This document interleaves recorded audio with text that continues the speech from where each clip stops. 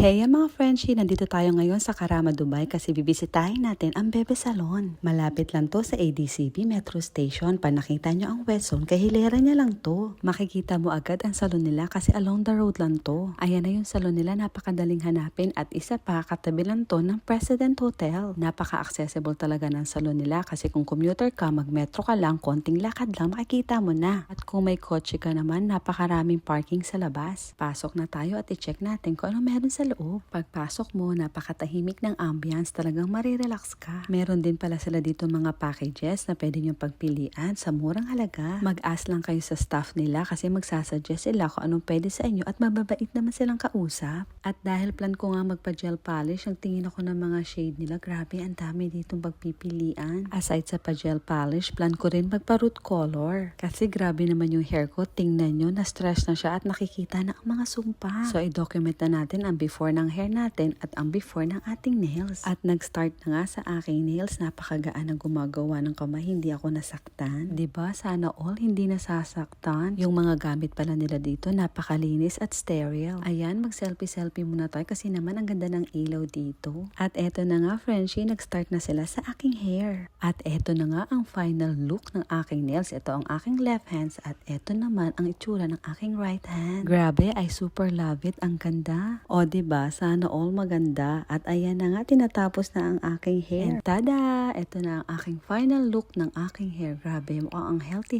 niya. Nawala na ang mga sumpa, kaya isang selfie naman dyan. Sino ka dyan? At kasama ko nga pala ang aking unig kaihan ni si Alexi. At ayan, ginupitan na siya. At eto nga pala pinagupitan ni Alexi, itatabi daw nila para i-donate. Diba nakakatuwa? Grabe, super nagustuhan ng anak ko ang kanyang new hair. Yun lang, maraming salamat sa lahat at maraming salamat, Bebe Salon. Bye!